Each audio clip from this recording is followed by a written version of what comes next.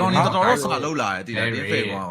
ဒါပေမဲ့ငါတို့ရဲ့ signature တွေပဲရတာတာကြီးတို့ game 1ဟဟလား ညာဟန်ယူရတာလည်းကောင်းတယ် ဒီမှာကိုဖီနဲ့လည်းဒါယူ3စီးနဲ့ပဲပြလာလားဘိုင်းကာလာတာနော်ဘလူးပဲရင်စစားရတယ်ဗျကဲဟီဝါရာလေးကိုလည်းနော်ဒီဘက်မှာတော့ကလောက်လေးကတော့ဂျန်ဂယ်တွေပါလေကူစားပေးနေတာဘိုင်းလေးတို့ရှိသားနေပဲနော်ပြီးမှပဲအေးအကြောင်းဘလူးဘက်ပါညာပြန်စားမယ်ပေါ့နော်ဘလင်းရတဲ့ဘက်က rubber တွေပါပြန်လာလို့မရအောင်လို့တော့ဒီဘက်မှာဂျန်ဂယ်လေးတော့ light scout ပေးထားနေပဲโอเคနိုလန်ကြီးကိုတော့အရင်က pressure ပေးလို့မကောင်းဘူးမြတ်ဗဒိန်းဖြစ်နေတာဆိုတော့အော်လမ်းမှာလည်း flicker တွေပါတန်းပေးရမှာအော်လမ်းမှာလည်း flank နဲ့ရင်းနဲ့ငြိမ်နေပေါ့နော်ဒီဘက်မှာလည်း blink arrow တွေပါရောနည်းနည်းလေးရှောင်းဆော့နေရတဲ့ပုံစံမျိုးတော့မြင်နေရတယ်မနမခိုင်ဒီဂျူရှင်းလိန်နေဖေးအသားလေးပဲထိန်းနိုင်တယ်ဘောလမ်းမှာတော့ဆန်ကြီးက go crack တွေပါစားလောက်တဲ့ဒီကိုအဆင်ပြေနေတာမျိုးတွေ့ရတယ် let's go YG AC ပဲပေါ်မှာလဲเนาะကျွန်တော် AI ရောင်းလေးပဲတော့ရှင်ဟဲနေနေပဲကလောက်ကတော့ဖျဲရင်ပို့ဖျဲလို့ရတယ်เนาะဘက Harry တွေပါတွေကိုဒီဘက်မှာ rubber ဘာညာပြန်စားတိုင်း Selina လေးတော့တတိထားเนาะဒီဘက်မှာ arrow ပစ်ပြီးတော့ pick up လိုချင်နေတာဟဲ့အောင်ကြီးအောက်လန်းရှင်လွယ်နဲ့တော့ပေးတော့ခန်းရမှာတော့မဟုတ်ဘူး arrow လွဲသွားပြီရပြီရ AC ဖြစ်သွားပြီ AC ဖြစ်သွားပြီvanကြီးစပါညာနဲ့လည်းတွေးတတ်တာဆိုတော့ lane face ကတော့အရင်ကြီးစိတ်ပူကြတော့မလို့ဘူးပေါ့နော်အဲမှာလဲလာမှာ hero ရာ Kera စုမိုင်းဆိုင်Walker 2 fablet လိုချင်မလဲ Reverline နဲ့ပြန်ဟီးတာဆိုတော့လေစိတ်လေးရှော့လိုက်တာတော့ပိုကောင်းပါတယ်မလဲမဖြားဝါတော့ဒါပေမဲ့ high လို့ကောင်းမျိုးတော့ဟမ်မဟာဘာဆိုတဲ့ high လို့တော့နော်မင်းကိုင်းထွက်သွားတာဟဲ့အောင်ကြီးနော်မာ Robert Light တွေရော bucket တွေရောရှိလို့မဟုတ်ပြတ်သွားပြီအဲ့နေရာအေးနောက်တစ်ခေါက်ကျရင်တော့တွေ့တာဟုတ်ဟန်တိုင်း3ထောင်းတော့ပြန်တွေ့မယ်သားဟန်3ထောင်းတော့ဟန်ဦးတွေး shot ခံလိုက်ရပြီပိုင်းနေဟာတွေး shot ခံလိုက်ရပြီတော့ဒါတည်းကတော့ပေးရပြီနဲ့တူတယ်ငါတို့ဟန်သွေးနေဝါတာဆိုတော့ဘာမှမဖြစ်ပါဘူး first star တရားဖြေမဟုတ်ညီကိုတို့ဟေး first star တရားတော့ပြီးလိုက်လို့ရတယ်ရင်အိုးကောင်းလာရပြီမသိဘူးသုံးကောင်လာခဲ့တာရောအဲ့လိုလွယ်လွယ်နဲ့ခန်းလို့ရမယ်များထင်နေလားမသိဘူးသုံးကောင်လာခဲ့တာမင်းဆရာသမား van ကြီးနဲ့ dash ပြသွားပြီးတော့ flicker ခုံထွက်ဝိုင်းနေတာတခုမှတော့ fablet တွေပါတော့မပေးထားသေးဘူးတော့တော်တော်အနေများခုနကကျွန်တော်ပေးလိုက်ပြီးတော့ထင်တာမျိုးလို့နော်အတန်တော်မထွက်တော့ဘူးဟောဒီဘက်က flicker နော် flicker တွေပါနေနဲ့လောက်တာလို့နော်မင်းစုစာတောင်းသားရတော့အဲ့လောက်တက်လွယ်နေမှထင်လဲနော်ကဲဒီဘက်မှာ jungle လေးတော့စာER ရောင်းလေးပဲ fan ထားတဲ့ပုံစံလေးတော့မြင်နေနေပဲကျွန်တော်တို့เนาะ semi final ဆိုတော့လေပွဲတော့တော်တော်ကြီးတော့เนาะကျွန်တော်ဟို series ထားဆော့လာတယ်ပေါ့နော် arrow တွေပါလေသတိထားပြီးတော့ဆော့တဲ့အနေထားမျိုးတွေ့ရတယ်ဗျာเนาะတော့လေ jungle လေးပါလေတော့ back to fan ပြန်တော့လှုပ်ထားနေတယ်မနော်မခိုင်စီလေလန်းအဆင်ပြေတဲ့ AI ကြောင်းပဲနောက်မှလည်း gloria ပတ်ဝေးတွေမပေးပြီးတော့ blue bat လာတိုက်တဲ့အနေထားတစ်ခုမှာတော့ retribution အော် rebound နေတော့နေလိုက်တယ်ဆိုပေမဲ့လည်း hand အနေနဲ့တော့ blue bat လေးတော့ပေးထားတယ်ဗျာအဲ့မှာလည်းတော့မလဲကျွန်တော်တို့ retribution နာနာ flay တို့ကြီးပြန်ရတော့တန်းနေဒါမှမဟုတ်ကော reference နေလိုက်တာမနေတော့မနေဘူးနော်မဟုတ်ဘူးကိုသေး re ပေါက်လိုက်တာမဟုတ်ဘူး rebound monster မှာ re ပေါက်ထားတာ info ရလို့ပြီးတာ sorry မဟုတ်ကောကူတော့မမြင်ရလို့ဟေးတေးသေးလေးဆိုတော့ဆောင်းရင်ကဲเนาะဒီဘက်မှာကျွန်တော် rubber ဘာညာလေးတော့เนาะဟန်ပြန်စားထားနေပဲเนาะဘတ်ဘတ်တော့ပေးလိုက်ရဆိုရင်ပြဿနာမရှိသေးဘူး bro เนาะဒါပေမဲ့အဲ့ဟိုတည့်ရမလား Nolan တွေဘာတွေကိုတော့နည်းနည်းလေးတော့ shut down တော့လှုပ်ထားမှရမယ်ဒီကောင်းကြီးကဒီချိန်မှာတော်တော် fan ဝင်ရနေတဲ့အပိုင်းရှိမယ်ပေါ့နော်ဆိုတော့ဒီကောင်းလေးနည်းနည်းတစ်ချက်လောက်တော့เนาะ shut down ချဖို့တော့လုံးမယ်ဗျ second target လေးကတော့မကြခင်မှာထွက်လာတော့မယ်တယောက် target ပတယ်လေးတော့ထက်ကြည့်ရဖို့တော့ရှိနေသေးနေပဲ handy နဲ့တော့ပေါ်လန် jungle တွေဘာတွေစားပြီးတော့မှပဲ target ပြန်ဆင်းလာဖို့တော့ရှိမယ်ဗျ first side တွေပါလေ Hannah strike ရသွားတဲ့အနေသားမျိုးတွေတော့တွေးလိုက်ရတယ်เนาะလေလမ်းမှာလည်းစမ်းကြီးဒါဖန်ထားပြီးတော့ပေါ်လန်တော့ပြန်တက်သွားနေပဲเนาะဘတ်တယ်လေးကတော့မမြင်ရသေးဘူးပြန်ကြီးကိုခုချိန်ထိစကန်တာတဲ့ဘတ်တယ်ကတော့စိုင်းနေတယ်Selina arrow တွေပါပြစ်ဒီဘတ်တယ်ဘလို့လုံးမလဲအားလို့ပြေးဝင် Dana strike final ဆက်ကြမခိုင်ပါဘူးဗျာတက်တဲ့ယူပေးဝါနေမခိုင်ဘူး fablet blink ကြောင်းတော့ယူပေးထားတယ်မဟီရိုကီထက်ယူပြီးတော့ကြိုးစားနေတဲ့ Dana strike 2 man လေဘလင်းကိုတော့ကဲဖို့တော့ကြိုးစားခဲ့မယ်ဘလင်းတော့ကေးပြန်ပေးဟီရိုကီနေနဲ့1 for 2 trade နေတာခုတော့နောက်ထပ်2ကောင်ထက်ရမယ်ဆိုတော့1 for 4 trade 1 for 4 trade ညီကိုတို့ဟီရိုကီ4ကောင်တော့ရလိုက်တာ YG ကောင်းပါပြီညီကိုတို့တက်တယ်လေးရလိုက်တယ် triple K တွေပါអော်သွားတာနော်ညီကိုတို့အော် triple K ကာစီနဲ့အယောင်ရင်တအားကောင်းတာဟေး Nolan ရှက်ဒေါင်းချမယ်ဆိုတော့အဲ့ဒါကိုပြောတာအရင်းကောင်းသွားတာဗလားရင်း finals နဲ့ကောင်းသွားတာဒီလိုပဲမပြေပဲနဲ့တက်သွားတာကဲအောက်လန်းဂိုးရှိတာဝါတွေမထက်ရဘူးလို့ရှိနေရင်းနဲ့ပဲကဲအဖွင့်ရတော့လာပါပြီ let's go ဘယ်ရင်းလုံးသွားတာယူကြည့်လိုက်အောင်ဒါတော့ဘလင်းကမသေးချင်ဘူးတော့သိလားရင်းကဲသေးကြီးရင်းကဲသေးဖုံးမဖြတ်ရပါရင်းကဲသေးတယ်ဖလစ်ကာနဲ့ခုံလုံးဖလစ်ကာနဲ့ခုံရရလို့ ရတယ်ဗျာအင်းစင်းနော် triple kick ကိုင်ဒီလေကကောင်တော့ဖတ်သွားပြီသားတို့နော်ကိုင်ဒီကတော့ဖတ်ပြဲသွားပြီဒီပွဲ ဟာရမင်းအဲ့ဒါမင်း Sky Beer Sky Beer သာလေးပါပါရင်တော့မင်းဒီထက်ပိုကောင်းသွားမှာမင်းသားရ Sky Beer သာစောသီးသွားလိုက်လို့ကတော့ အော်ကိုဒီဘလင်ထိုးသွားတာကိုလေရှိုးလိုက်အောင်လို့မင်းအကုန်လုံးခြံခတ်ပြီးလိန်ထိုးပေးလိုက်တယ် ဒါဘလင်းတတဲလေးယူပေးသွားတယ်ငါတွေးလိုက်တော့ ဟုတ်တယ်ကဲနော်နောက်1800အသာသီးနဲ့တော့ကျွန်တော်မြန်မာအသင်းဥဆောင်နေငိမ့်နေပဲဒါကြီးပေါ့ပါလေးပဲဒီတိုင်းလေးပဲဆက်ထိန်တာလား ဒီတိုင်းလေးပဲနော်ဒီတိုင်းလေးပဲဆက်နေတာ momentum မှန်မှန်လေးပဲ ဘလငါနေတော့ဒါကြိုက်သေးရ Sky Beer သာမတော်တော့သေးလားဘာလို့ဆိုတော့ဟန်သွားမှာမလို့အဲ့တန်း ဟုတ်တယ် ဟောမလဲဒီလိုနာဝဲကန်ကောင်းငုံပြီးတော့ထွေးထုတ်ပြီးတော့လှုပ်တာဗဒန်ဝေါ်က fake red နဲ့တော့ထိုးတိုင်းနေမလို့မလဲအရမ်းမာနေဟိုင်းလို့လေးမာအောင်ပြီးတော့မေးသက်ထားနေပဲဟန်နေနဲ့ Sky Beer သာ stat ရသွားတယ်ဒါကြီး ဟုတ်တယ်ဟန်သွားမှာမို့လို့ကိုင်ဒီမသွားတာမှန်တယ်ကိုဒီမှန်တယ် ဟုတ်တယ်နော်ငါပြော ဟုတ်တယ်အောက်လန်းမှာတော့တာဝါတစ်လုံးရအပေါ်လန်းနဲ့တော့ပြန်ထွက်မယ်စိတ်ပိုင်တတ်တယ်ပါလို့ရအောင်ပဲဗျာဟိုဟိုက်လိုကြီးကလမ်းလျှောက်အောင်မှာနဲ့သူ့မှာ gloria ပတ်ဝေးမရှိဘူးဆိုတော့ နောက်ဆုံးတာတွေက ကျွန်တော်ဝိုင်းကြီး မြန်မာတင်းမရဘူးများတယ်ညီကိုတို့နော်နောက်ဝက်နေ2400အသာသီးနဲ့တော့ YG ဟုတ်ပါရောင်းကြီး POK 51ဥဆောင်ထားနေပဲတအားဟုတ်ကောင်းတာဟေ့ငေါမြန်မာတင်းတအားဟုတ်ကောင်းတာဗလန် အောက်ကောင်းတာနော် into ကလည်းအလှကြီးဒါကြီးကလောက်ကလည်း free fan Arrow ဟော purify ရှိတယ်ဒါ purify နဲ့ဆော့တာလားကလောက်ကိုရုပ်မလုပ်ဘူး ဟောမကိုဖီနဲ့ဟီရိုရထားလို့မဖြစ်ဘူးလားဒါကြီး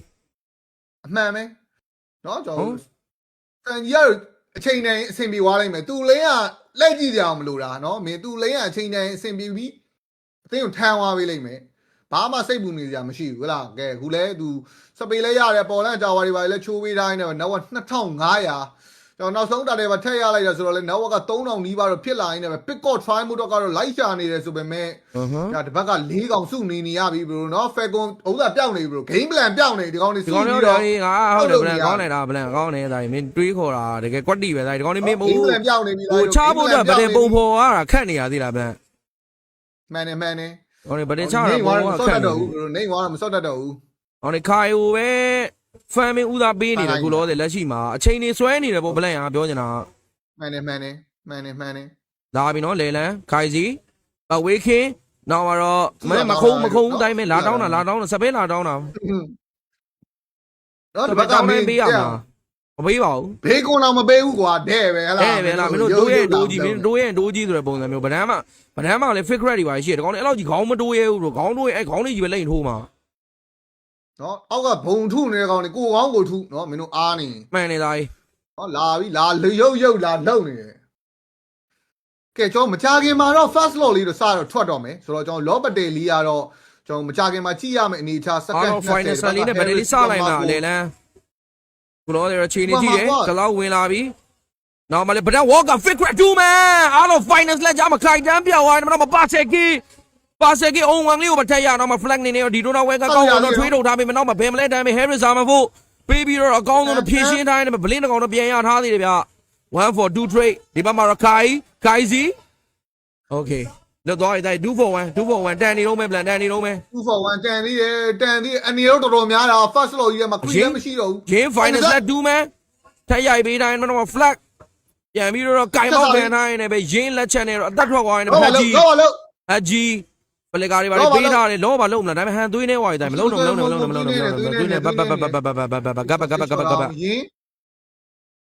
ရတယ်လောမလုပ်သေးဘူးစီလောရမလို့တာကြီးဆော့ရမှာနောက်3000နဲ့ဟလာဘာမှလောရမလို့ ကောင်းလိုက်တဲ့ဝေါ်ကွာဟမ်မလဲ လိုက်တဲ့ဘလင့်ကွာမင်းထိုးတာတွေကိုရှိုးလိုက်အောင်လို့ မျက်နှာတွေပါစုပ်ပြောင်းထိုးသားကြီးအဲ့လိုမျိုးကြတော့ တော့ Harry ရောက်လာလို့ဒီလား Harry ရောက်လာလို့ဘလင့်ပေးလိုက်ရတာ မျက်နှာတွေကိုပါစုပ်ပြောင်းထိုးပြလောရသွားပြီ ဒီဘက်မှာလောရသွားပြီ ပတ်ဝေးလေးနဲ့စိတ်တွေစိုးပြီးတော့နောက်ကနေလိုက်လာပေးမယ် fake red လေးနဲ့တော့ second fight လာတယ်မှန်တယ်ဒါတို့အဲ့နောက်ကကောင်တွေလိုက်လာမှာဆိုလို့ပတ်ဝေးနဲ့သိတယ်မလားပြေးလာတဲ့ကောင်တွေအကုန်လုံး fake red နဲ့တားသွားတာကောင်းနေတော့မယ်လောရလာရင်ကိုလောနေမတက်မယ်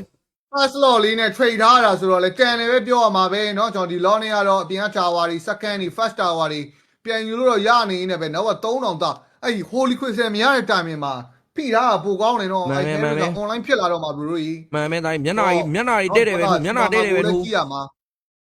စူပါမာကိုလည်းကြည့်ရမှာ arrow ချောင်ဆော့ထားရတယ်ဗျနောက်မှလည်း sanji cloud အဲ့တိုင်းနေနဲ့တော့3ခွက်မကြခင်မှာထွက်တော်မယ်ညီကို Swift Trinity ရရင်တော့ဖြန်းလာတော့ဒီတက်ပူပြီးတော့နာလာဖို့ရှိအောင်မယ်ဗျ နော်အဲ့ကောင်နေ mid tower မှာပေး second tower တွေယူလိုက်နော် tower လို့ second tower တွေယူ အလဲလန်း first tower လေးတော့ရင် try ရမှာဒါပေမဲ့ online မှာတော့ low တွေပါတော့သူတို့မြန်မြန်ဆန်ဆန်ပဲဖြတ်ရှင်းသွားတဲ့ပုံစံမျိုးလေးတော့တွေ့နေရတယ်ပဲကွန်စီဖြောက်ဘလင်းဝေါက2 man big red ဂျာမဟဂျီတန်းပြောင်းသွားမှာပါစေအနေနဲ့တော့ရင်းလက်ချက်တဲ့ super market တကောင်ထပ်တည်သွားခဲ့သလိုမက်ဂျစ်ဒမ်မိတ်ပေးမဲ့ကောင်နှစ်ကောင်မရှိတော့တိုင်ပတ်နေပြီနင်းတာအဲ့ကောင်မတက်နေလဲမျိုးနေလာအုံးဝါကောင်မထထိုးတိုင်းနဲ့ရင်းဒါဘကင်းနဲ့တူဟီရိုကီ3ကောင်မျက်စိတမိတ်အတွင်းမှာကျွန်တော်တို့ရဲ့ YG သိမ့်ပိုက်ထားခဲ့ပြီပဲဖြစ်ပါတယ် လိုက်တာလို့တကယ်ကောင်းတယ်ဗလင်းဟဲအောင်အေး ဘလင်းတာကောင်း ရန်ကောင်းပါတယ်ဆိုတော့စူပါမာကိုခေါင်းမှာလဲလက်သီးရတယ်ရွယ်သားကြီးတို့ ကောင်းနေပြီထိုးမင်း ရ ကောင်းနေ ပြီ ပြီ ရ ထိုးအဲ့လို second မျိုး tower ရတယ် လေးရအောက်က second tower တစ်လုံးမှာထက်ချိုးဝင်းတော့ရနေအောင်မယ် YG တော့6000လောက်တာသွားတာဘရို ကြည်အောင်ကွာဒါထိုးချက်တွေဆိုတာမင်းဟမ် purify နဲ့ပြေးတဲ့ Herrick ကိုလည်းနော်ဘက်ကရင်ကလိုက်သက်ပေးထားတာရောင်ကြီးတအားကောင်းတာလို့ တအားကောင်းတာအေး let's go ဒီ MSC ကတော့ကျွန်တော် YG တို့ပဲ အဲ့လောက်တော့ကောင်းရလားကွာတော်တော်ကောင်းတာတို့အဲ့ဒါဆက်နေပါလိမ့်လက်မှန်နေ ပဲလို့တာ ဘယ်ဟိုကောင်းနေလဲနော်ဒါဒီဒိုနာဝဲကန်နဲ့ခုလောတယ်တော့ဗတ်တယ်အရင်စားတဲ့နေတာတခုမှတော့အမဲဒါမေးမပါဘူး flat တကောင်ပုတ်တင်ညိုလေးမေဂါကြီးတော့ပေးထားရင်လည်းမတော့မလဲအုံဝမ်းဟိုင်းလုံးနေနေတော့လောကိုင်းနေတော့ဆက်သွယ်ပြတ်ပြီးတော့ရှောက်သွားနေပြီအဲ့ကောင်ရှောက်ပြေးနေပြီညီကိုစပိတ်ခရီလုံနေပြီအဲ နော်အကောင်နေတင်းဖောင်မရှိတော့ဘူး bro တင်းဖောင်မရှိတော့ဘူးတယောက်တစ်ပေါက်တွေဖြစ်ကုန်ပြီ တိုင်ပတ်နေပြီ ကြောက်သွားနေပြီ bro မရတော့ဘူးဒီကောင်နေတင်းဖောင်ပြတ်သွားပြီတော့ကျွန်တော် YG တို့ပဲ ရိုးလုံနေတယ်ဒီကောင်နေမဆော့တတ်တော့ဘူးဗလဲနေဝိုင်းမဆော့တတ်တော့ဘူးဗလဲ ဟုတ်တယ်တော့ဦးလို့ဒီကောင်နေရဲ့ဘဝ second target တွေကပြီးသွားတာ ပြီးသွားပြီဘွားပြီးသွားပြီလား ဒီကောင်နေရဲ့ဘဝ second target တွေကပြီးသွားတာ ဟုတ်မင်း ပြေးတိုးလာတာပါတဲ့ လက်ကဒီလိုနာဝဲကန်ကောင်းကုန်တာပါလေနောက်မှတိုင်းဘယ်မလဲတမ်းမေးလို့မေးပြီးဘယ်မလဲတမ်းမေးလို့သားရေ နော်ဘယ်မလဲတမ်းမေးသားတို့နော်မင်းတိုးချင်တော့နေဗန်စီပဲတိုးလို့ရတော့မယ်နော်ကဲဘောနာမှာတော့ထွက်တွေအများကြီးချတာနော်ဒါတို့ထွက်တွေပါရင်ရှင်းပါရ ဒီထွက်တွေပါရောနေမရမယ်ရောက်ရေးလုံနာမှာဒီကောင်နေမပတ်လဲမှာမင်း vision တွေရောက်ရေးအဲ့တိုင်တွေကိုရင်လိုက်နေတော့ဆလီနာထရက်က3ခုဟေးလောပတ်လဲမှာသားကြီးတို့ ဟုတ်တယ် ဒီကောင်နေနေနေတဲ့အသင်းဆိုတော့မလဲလောလာလူရတော့မှာသိလားငါတို့အဲ့လိုမျိုးအကျွင်းကြံလေးဒီကောင်လာကောက်ရတော့မှာဒီကောင်တွေက ဟုတ်တယ်အဲလို purify နဲ့ဆိုတာဂိုင်ကြီးက easy အေးရင်ချမယ်နော်ဒါတို့ရင်ချမယ်နော် ရင်ချနော်လောမလုံးနဲ့နော်လောမလူနော်ညီကိုတို့ရင်ချမယ်နော်သားကြီးတို့အဲရိုတွေပါရှောင်းထားတယ်ဘလင်းအဲ့ခြုံတွေကိုလမ်းပြီးတော့ကန်ဆန်းလိုက်မလားဒါမှလည်း flat တကောင်တော့ပဲရှိတာဗျာလော်လေး reset ပြန်ချထားတယ်မှန်နေညီကိုတို့လောမလုပ်အောင်မလူအောင်ပြောတာနော်လူလို့မရဘူး အောင်လဲသွားရှင်းတော့ပါ အဲ့လိုမျိုးအောင်လဲလိမ့်မေးလိုက်အောင်လဲလိမ့်ကိုမေးလိုက် Gloria ပတ်ဝေးခေါင်းပြီးခေါက်ဗတ်တယ်ဆိုင်မှုတော့ကြိုးစားနေတယ်ဗျဖဲကွန်ဖလပင်းနောက်မလဲကွန်စီဖြောက်လာတဲ့ဘလင်းအနေနဲ့ဘသူ့ထိုးမလဲနောက်မှာတော့ကျွန်တော်တို့လော်လေးကိုတော့ဟန်မဲရောက်တော့ UI နဲ့ဖိုးပါမလဲနှကောင်စတန်ပါသေးတယ်ခိုင်ကြီးရောက်ရင်ကလောက်ကလည်း free hit တွေပြစ်ခွင့်ရဝိုင်းနဲ့ double game ဟန်နဲ့တူအုံဝမ်းကောင်တိုင်မီနီယာလေးပါဖန်တီးမှာ triple game မီနီယာဘိုင်ဟန်နဲ့တူပဲတော့တမ်းမအန်လိုက်တော့တိုင်း game 1နိုင်သွားပြီတိုင်းတို့တကယ်ကောင်းတဲ့ဟန်ကွာ Hero first bit မီနီယာနဲ့ပါပွဲတော့အကောင်းမွန်ဆုံးစော့ကစားပြထားရင်းနဲ့ပဲတက်လာတဲ့လော်နဲ့သလုံးကိုပဲဒဲရိုက်ချိုးသွားတဲ့နောက်မှာတော့ YG ကျွန်တော်တို့ရဲ့မြန်မာအသင်းဖိလစ်ပင်းအသင်းဖြစ်တဲ့ Falcon တော့ Game 1မှာနိုင်ရရှိထားခဲ့ပြီပဲဖြစ်ပါတယ် WYG ဒါပေမဲ့ပွဲတော့မပြီးဘူးဒါပေမဲ့တအားကောင်းတာပါကွာ တအားကောင်းတာ